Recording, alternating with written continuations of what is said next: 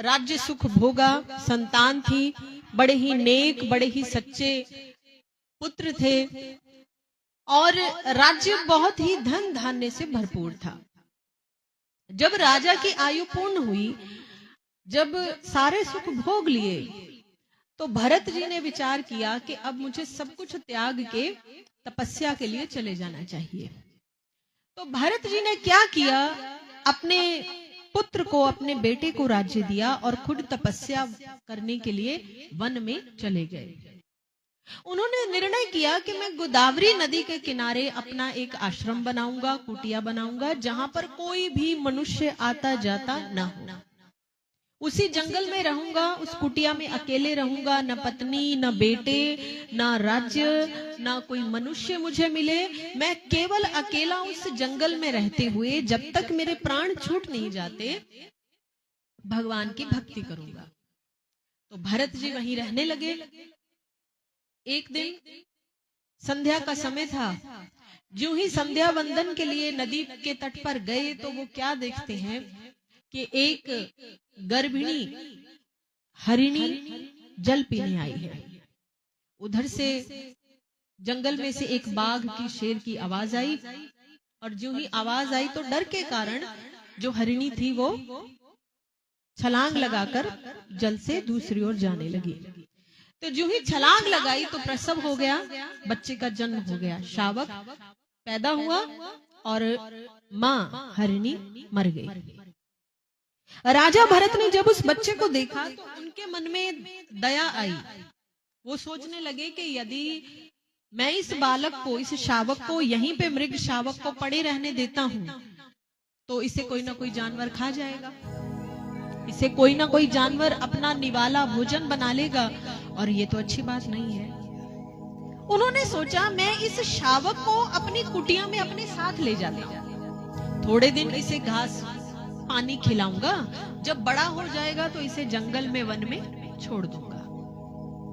भरत जी उस शावक को लेकर आए, अपनी कुटिया में रखा, उसको पालन पोषण करने लगे। जैसे जैसे वो बालक, शावक बड़ा होने लगा, तो जो भरत जी का प्रेम था वो उससे गहरा होने लगा। अब हुआ क्या कि जिस मोह ममता को त्याग कर वो वन में आए थे, अब वही मोह ममता उनके मन में दोबारा से घर कर गई। जिस माया से बचने के लिए, मोह से बचने के लिए पत्नी, बेटे, राज्य सब कुछ छोड़ आए, अब वो सारा कुछ किस में लग गया, उस शावक में लग गया। अब दिन रात क्या होता कि जब भरत जी भगवान की पूजा कर रहे होते, ध्यान कर रहे होते, तो मन में उसी बालक का, शावक का ख्याल आता।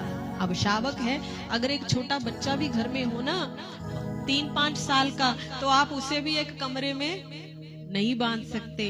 वो भी घर में घूमेगा, पता नहीं कहां कहां जाएगा, गली में जाएगा, उसे भी कंट्रोल करना मुश्किल है। तो वो तो फिर हिरन का बच्चा है। हिरन जो सबसे चतुर, सबसे तेज, चंचल होता है। अब वो बच्चा जब देखे कि इधर उधर जंगल में गया है, तो भरत जी के मन में उसकी चिंता होने लगी, पता नहीं कहाँ गया है, कहीं पानी में ना गिर जाए, कोई शेर ना खा जाए, बाघ ना खा जाए, उसको कहीं चोट ना लग जाए।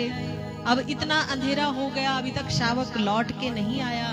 तो वही मोह ममता, माया जो है दोबारा आने लगी।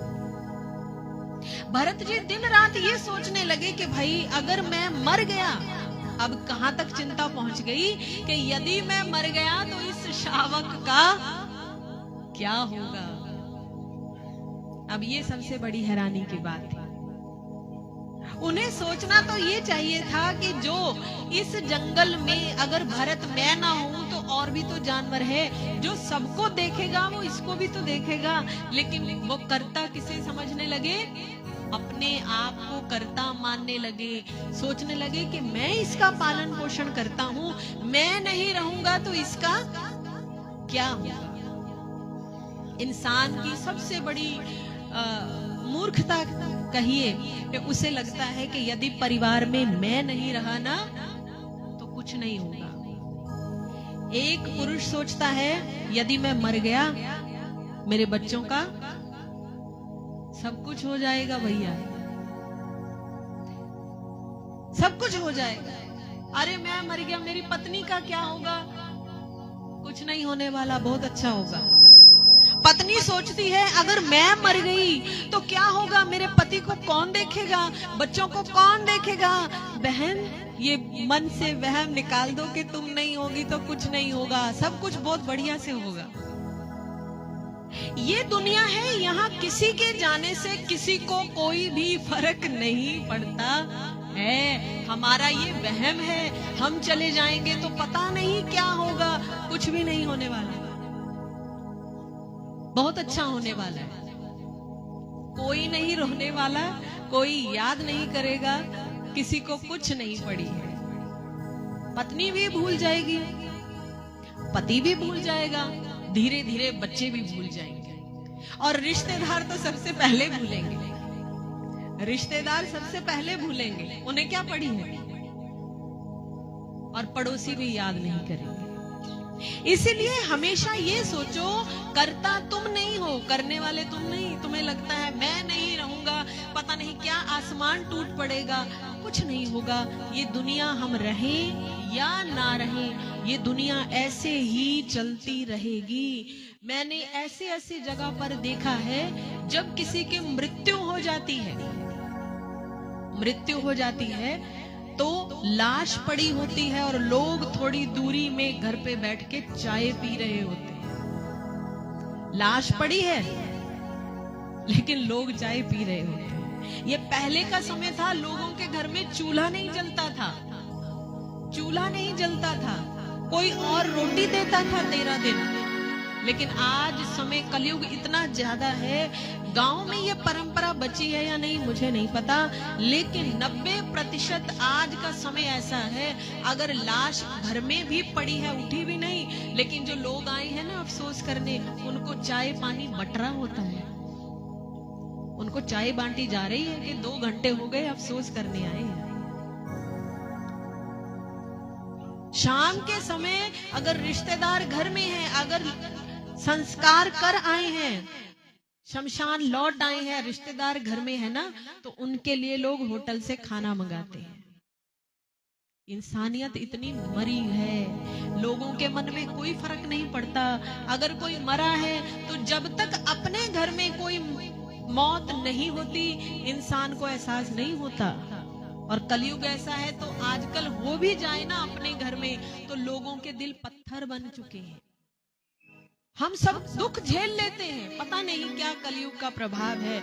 हम सब दुख झेल लेते हैं, पत्नी भी झेल लेगी, पति भी झेल लेगा, आपके बेटे बेटियां भाई बहन सब झेल लेंगे, किसी को कोई भी फर्क पड़ने वाला नहीं है। इसलिए इस जिंदगी को, इस जीवन को बहुत ज्यादा गंभीरता से लेने की जरूरत नहीं है। पल पल के मरना नहीं है कि हम नहीं होंगे क्या हो जाएगा, अरे मैं 10 लाख जमा कर लूं, 1 करोड़ जमा कर लूं, मेरे बेटों के काम आएगा, मेरी बीवी के काम आएगा। अपने आप को जलाने की आवश्यकता नहीं।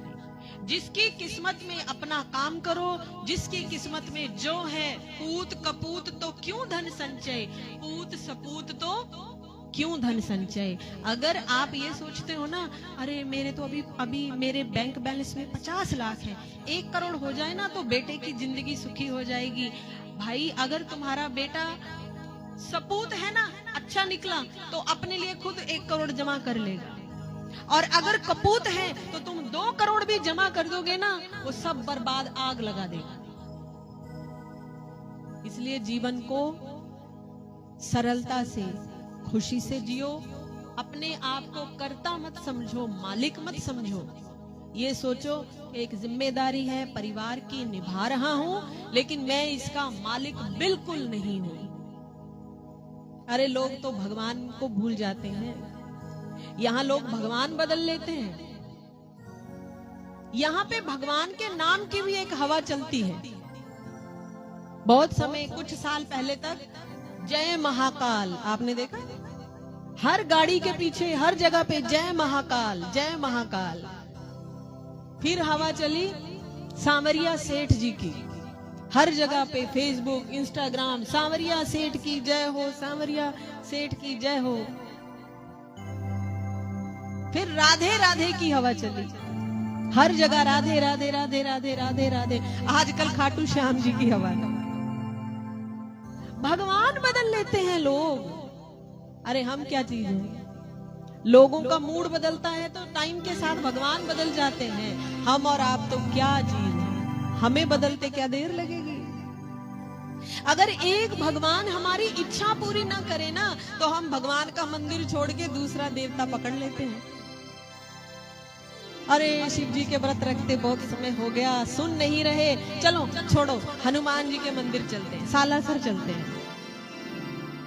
अब सालासर मंदिर में इच्छा पूरी नहीं, चलो वृंदावन चलते हैं, वहां इच्छा पूरी नहीं, छोड़ो यहाँ पे खाटू श्याम जी की महिमा बहुत सुनी है, चलो खाटू श्याम चलते हैं। हमारी तो श्रद्धा भगवान में नहीं टिकती, हम भगवान बदल लेते हैं तो दुनिया में तो हम टिकेंगे क्या भैया?